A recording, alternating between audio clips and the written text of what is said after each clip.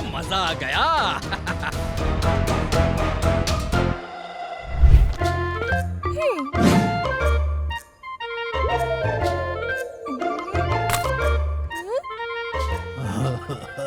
हे भगवान, ये सब क्या हो गया?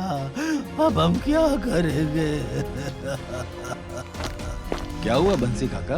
कल रात हमारे घर में चोरी हो गई। बेटी के ब्याह के लिए जितना धन और गहने जमा किए थे सब चला गया। हमारे यहाँ भी 3 दिन पहले चोरी हुई, जबकि मैंने अपना सारा धन अच्छे से छुपा के रखा था। फिर भी जाने कैसे चोर को मेरे धन का पता चल गया। इन सब के जैसे कहीं हमारी दुकान में भी चोरी ना हो जाए। वैसे ही हमारे पास इतना सा है, यदि ये भी चोरी हो गया तो। चोरी हुई तो नहीं ना, अभी से इतना भयभीत। ये सब भी तो कितने भयभीत है। हमें महाराज को इसके बारे में बताकर उनसे सहायता मांगनी चाहिए।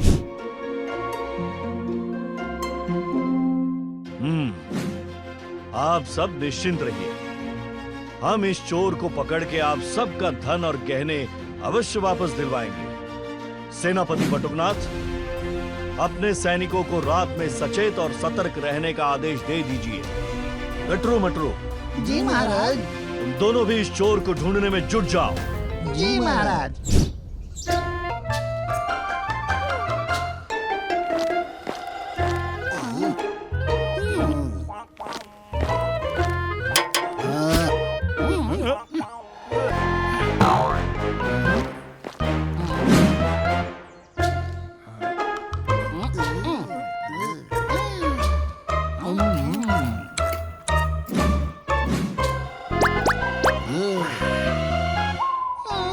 यहाँ भी नहीं मिला चोर। अरे इन फलों के मूल्य तो देते जाओ।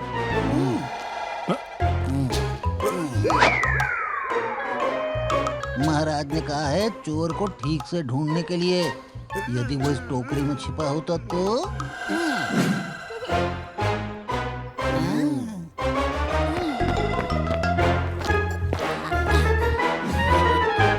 चिंता मत कर, वो देख पगड़ूमल आ रहा है।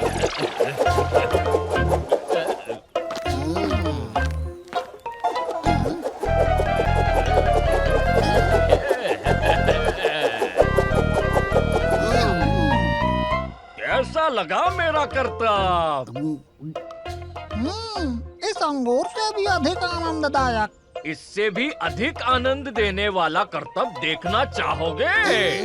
उसके लिए अपनी अपनी पगड़ियाँ उतारकर मुझे दे दो।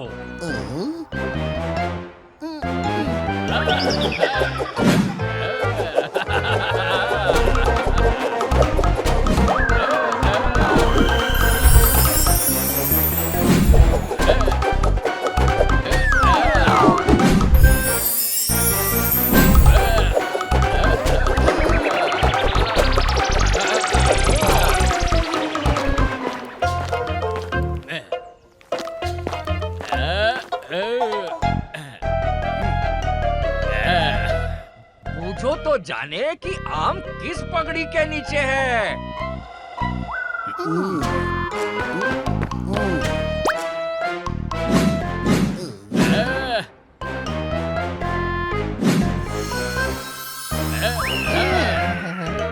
हाँ, करतब अच्छा था, परंतु हमारी आंखों से कुछ नहीं छिप सकता।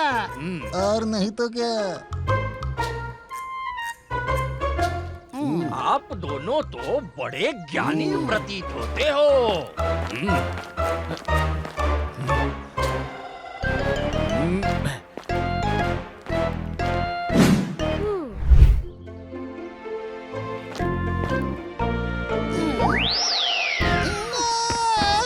मेरा सारा धन, मेरे सारा गहना। बलराम, मुझे संध्या आरती के लिए फूल देना। महाराज, देखिए क्या हो गया। हम चोर को पकड़ने गए थे और उसने हमारे घर में चोरी कर ली।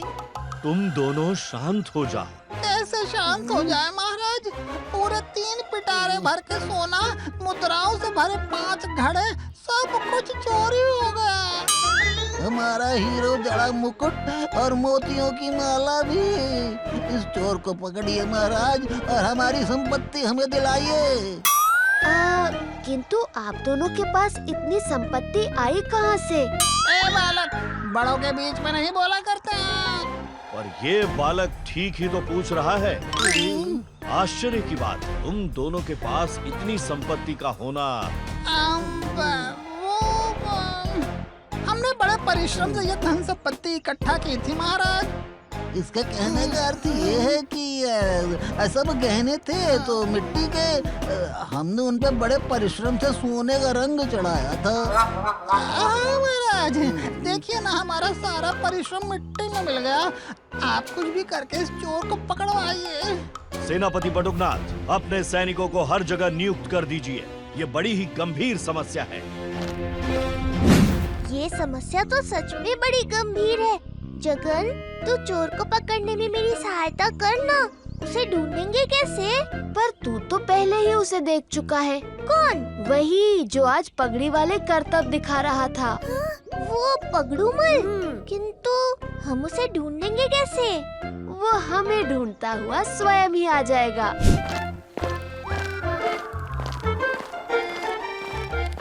काका, ये मेरा मित्र है किशन। अभी अभी दक्षिण से यहाँ आया है। मैं अपना सारा धन यहाँ किसी व्यापार में निवेश करना चाहता हूँ।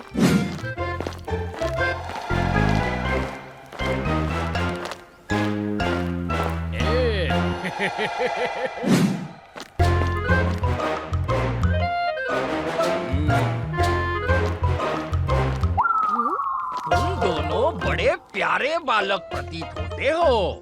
मेरे साथ एक खेल खेलोगे?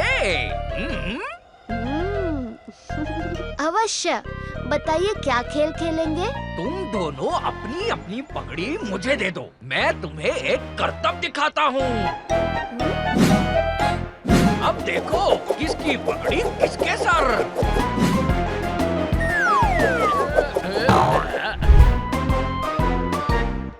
ये क्या? मुझे केवल अपना ही धन दिख रहा है।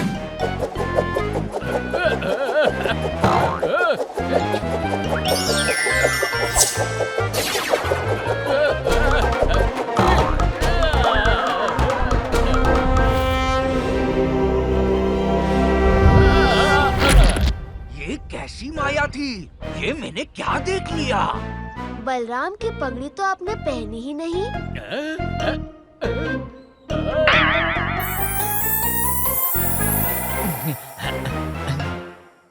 ये तो बड़ा अच्छा खेल था। कल फिर से खेलने आइएगा। आऊंगा तो अवश्य, पर तुम्हारे धन वाले स्थान पर।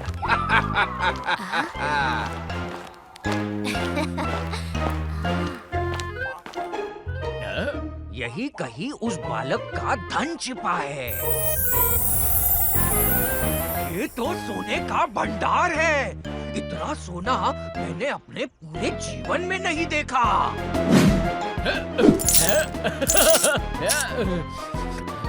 अरे ये दुर्गंध कैसी? अरे कहाँ गया मेरा सोना? ये तो गोबर है।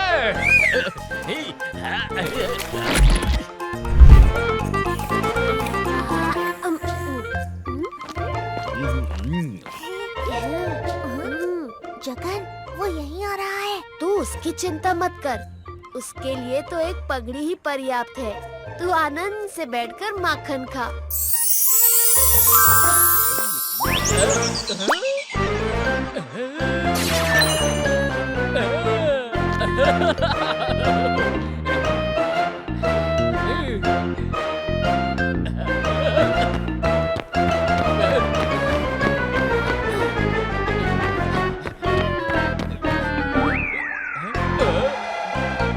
इतनी मोटी सोने की माला, आज तो मेरे भाग ही खुल गए।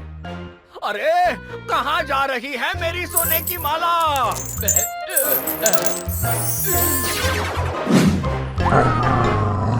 कहाँ गई मेरी माला? बचाओ! अरे कोई मुझे इस कुत्ते से बचाओ!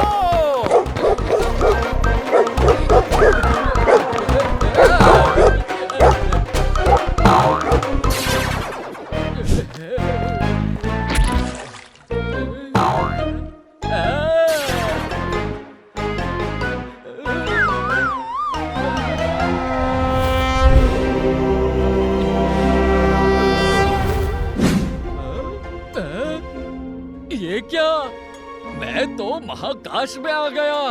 यहाँ तो पूरा सूर्य मंडल है। ये स्वर्ण गोला भी मेरा, और ये वाली सोने की गेंद, और ये भी।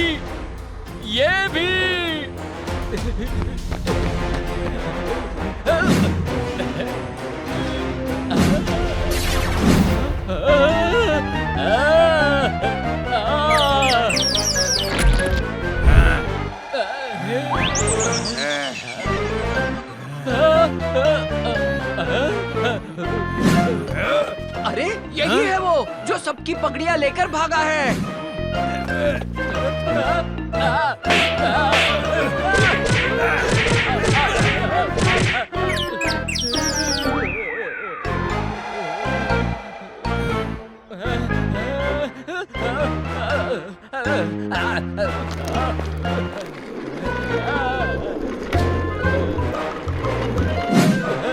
अरे इस पगड़ी को मुझसे दूर करो। पगड़ी नहीं, पगड़ी दूर करो इन्हें।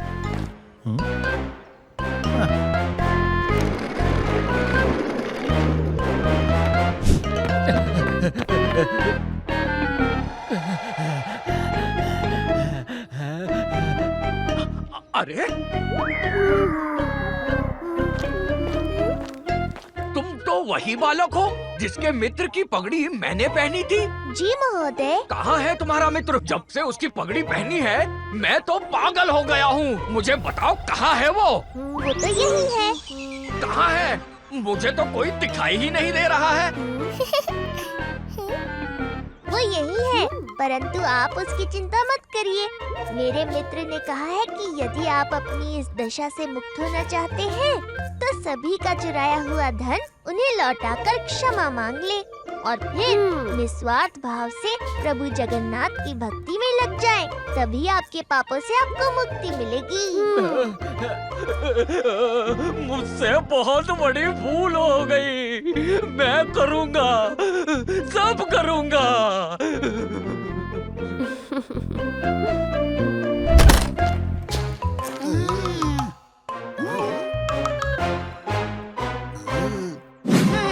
हमारा सारा धन अंत में हमारे पास आ ही गया।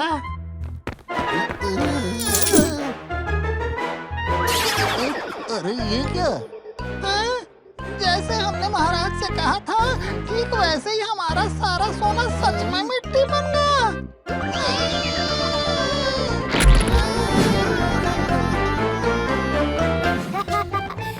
पकड़ पकड़ बलराम, पकड़।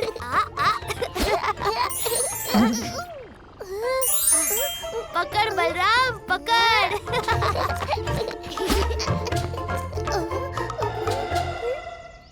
क्यों इतनी जल्दी हार मान ली? जब तू खुद ही मेरे पास चला आता है, तो मैं तेरे पीछे क्यों भागूं?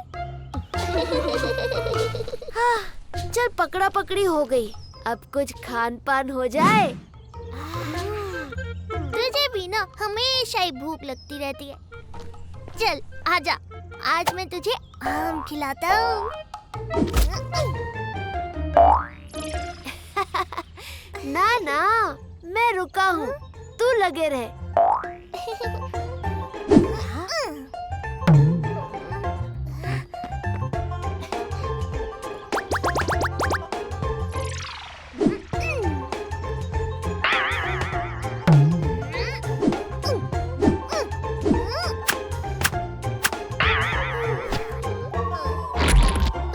जगन, अब तू ही देख ले।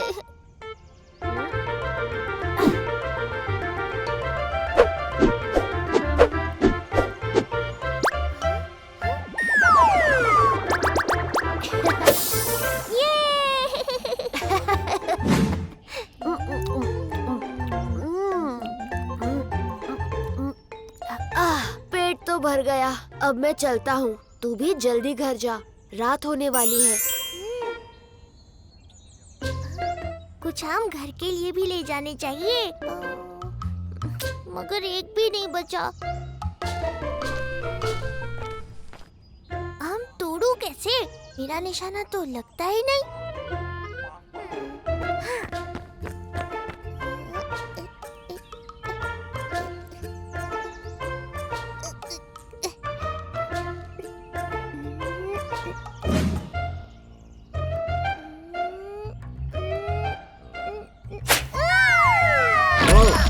कौन हो तुम बालक? मेरी साधना भंग करने का दुस्साहस कैसे किया तुमने? क्षमा ऋषिवर, क्षमा। मैं तो आम तोड़ने गया था। बलराम, ये तुमने क्या किया? मैं आपके सम्मान के कारण यहाँ रुका था गुरुमाँ, लेकिन जब तक मैं यहाँ हूँ ऐसे शिष्य इस गुरुकुल में प्रवेश ना करें। गुरुमाँ, ये तुमने उचित नहीं किया बलराम। कुछ समय तक तुम्हें गुरुकुल से निलंबित किया जाता है।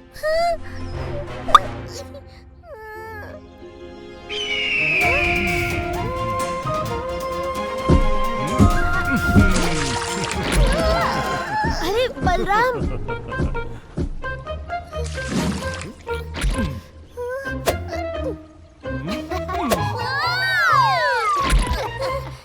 ये कौन सा तरीका है पीठ पर बिठाने का?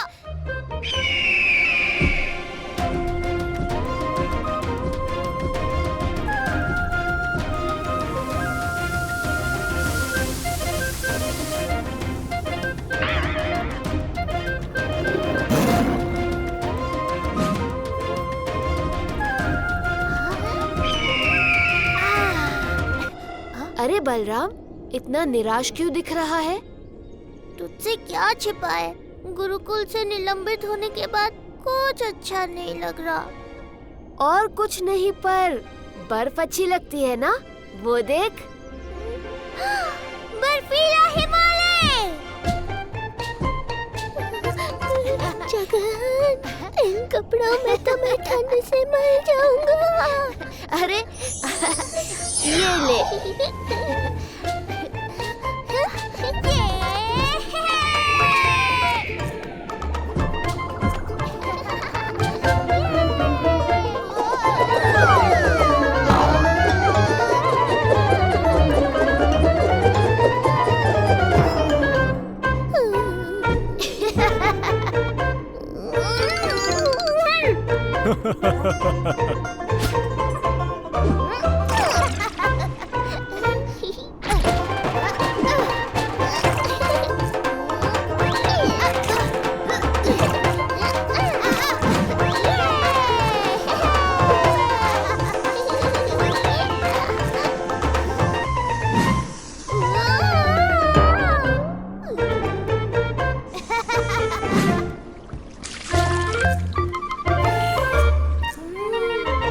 पानी तो इतना विशुद्ध और मीठा है। हाँ, क्योंकि ये पानी उस हिमनाद से अभी अभी पिघल कर आ रहा है।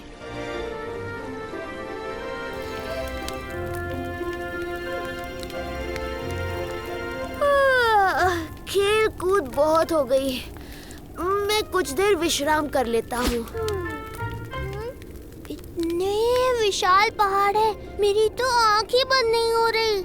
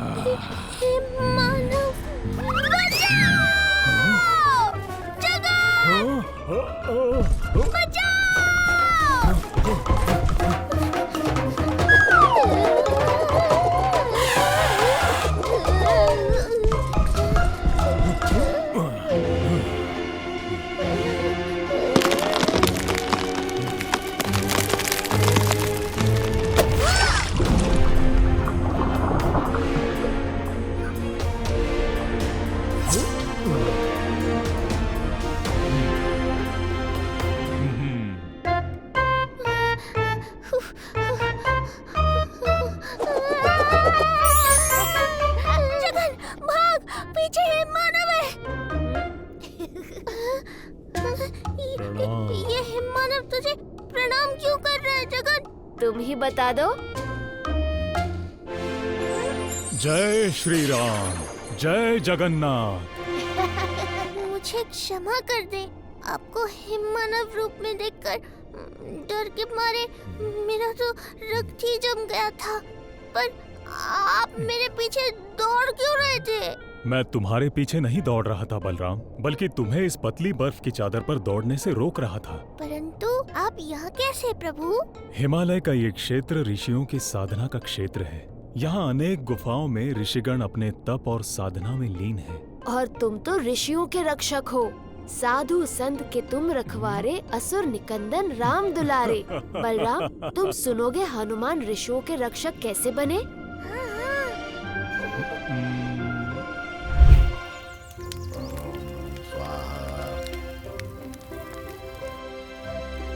बचपन में मैं बड़ा नटखट हुआ करता था। मुझ में बल और सामर्थ्य तो इतना था जिसकी सीमा मैं खुद नहीं जानता था।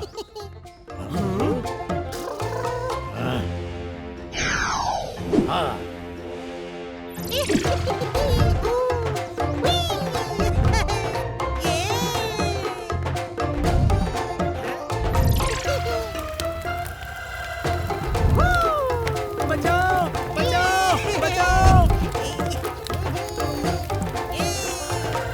मेरे लिए तो हर एक चुनौती एक खेल था, पर एक दिन खेल खेल में मुझसे बड़ी गड़बड़ हो गई।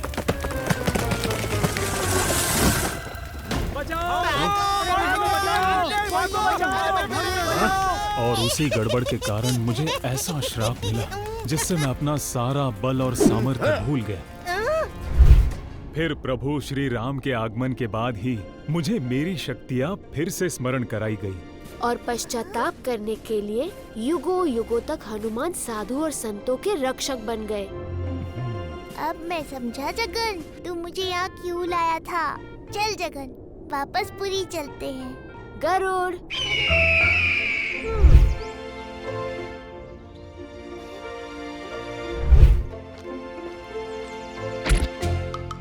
मैं भी ऋषियों की रक्षा करूंगा।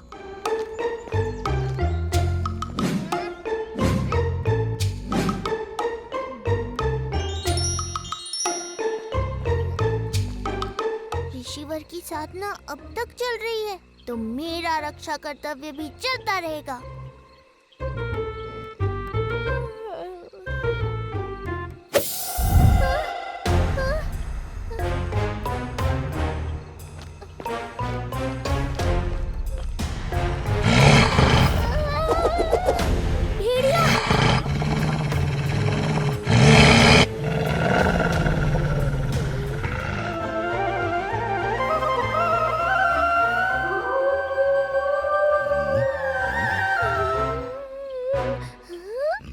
बलराम, तुमने उस भेड़िए को मुझ पर आक्रमण करने से रोका। धन्यवाद बलराम। क्षमा ऋषिवर, आपकी साधना फिर भंग हो गई। नहीं नहीं बलराम, मेरी साधना बिना किसी विघ्न के पूरी तरह समाप्त हो गई। चलो अब तुम भी घर जाओ, कल सुबह गुरुकुल भी तो आना है पढ़ाई के लिए। क्या? तो क्या मैं गुरुकुल दोबारा आ सकता हूँ? मुझ पर कोई रोक नहीं? नहीं, ऋषि गणों की रक्षा करने वाले तुम जैसे छात्रों की तो गुरुकुल को और इस संसार को अधिक आवश्यकता है।